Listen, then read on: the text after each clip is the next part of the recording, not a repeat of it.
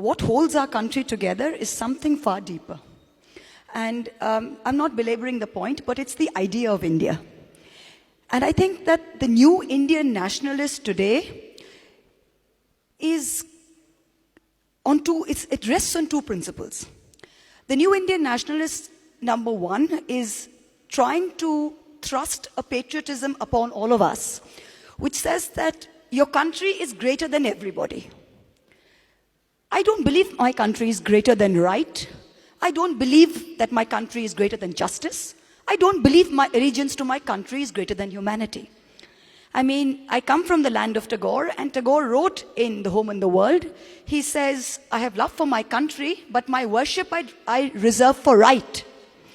So when we are doing something in the name of patriotism and in the name of allegiance to a flag, and we are throttling pure justice, as it were, I don't think that is nationalism. And I think any kind of nationalism that seeks unquestioning fidelity to the flag or to the government in power doesn't make us patriots at all.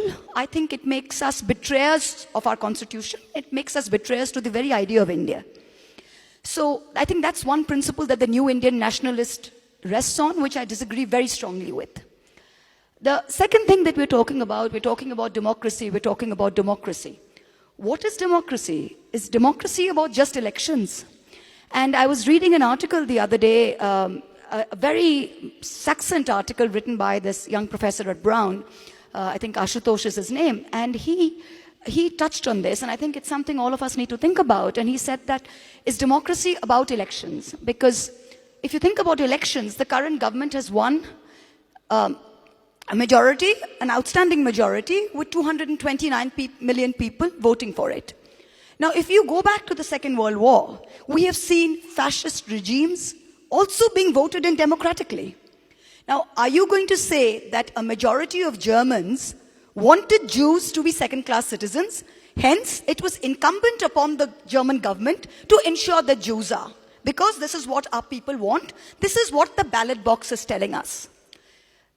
As a result of which, in post-Second War, the post-Second War world, we have said that the idea of democracy is not just democracy, it's liberal democracy.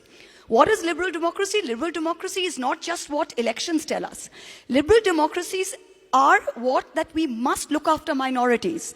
Just because you have got 229 million votes and 80% of India is Hindu doesn't mean that you can throttle the voice of a state where there are 7 million people, 96% of which are in a minority in the rest of India. So it's not about ballot boxes, it's not about numbers, it cannot be.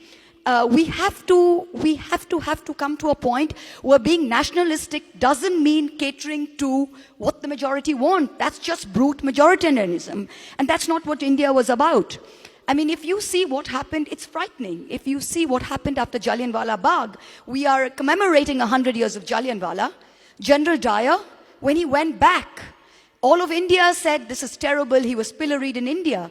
When he went back, the British public raised 26,000 pounds in order to create a nest egg for his pension because a lot of them believed he'd done the right thing.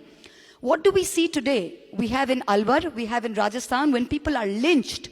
We have ministers of the sitting government who are garlanding people, making sure that they have right to legal recourse on the back of these incidents. Now, this is not nationalism. So I think these are things where the new idea of new Indian nationalism is confusing sort of majoritarianism with a very distinctive, scary fidelity to this idea of a flag, completely bypassing justice, completely bypassing the constitution, and completely bypassing the idea of constitutional morality. Because majority opinion can never be an alternative to constitutional morality. I mean, Justice Chandrachud said that in one of his judgments, and I think that's something we need to reply. So this idea of the new Indian nationalism, I think, is frightening, and it's something we all need to think about.